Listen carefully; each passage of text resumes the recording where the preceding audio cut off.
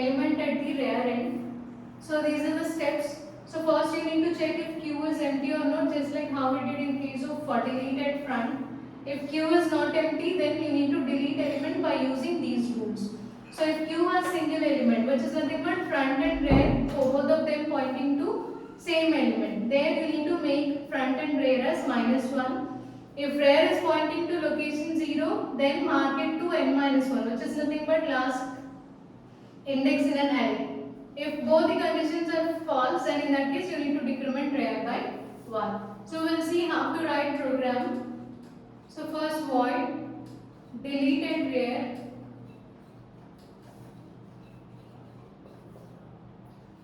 So what is the first step? Here we need to check if Q is empty.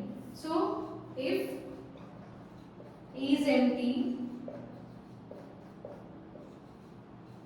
then we'll get system.out.println underflow, or Q is full.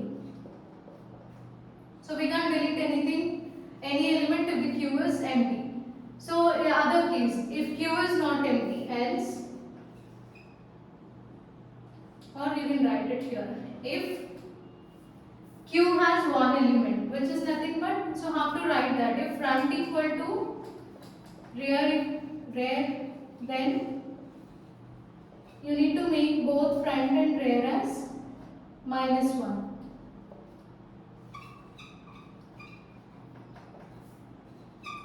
Else, check if rear equal to 0.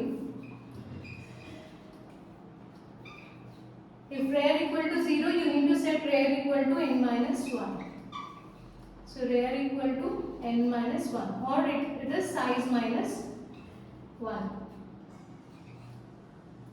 If this is not the case, then else decrement rear by 1. So rear equal to rear -1.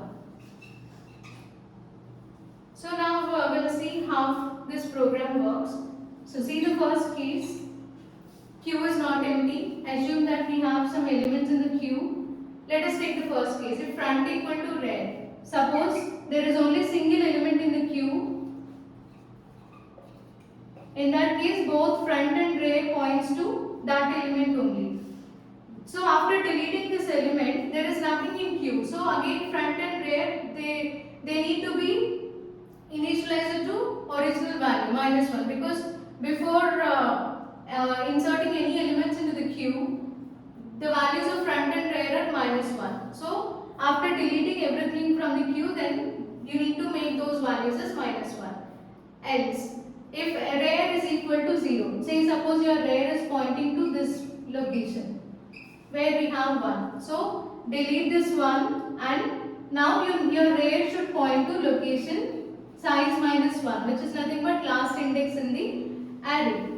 Say there is element 5 here, and you can delete that element 5. If these two conditions are false, then you need to move to else part.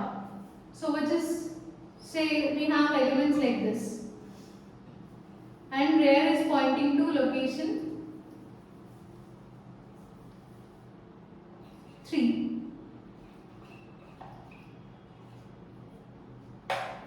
So in that case, decrement rear by 1. So delete this 4, decrement rear by 1. So now rear is pointing to location 2. Then decrement this value, and so on. You will decrement values until Q is empty.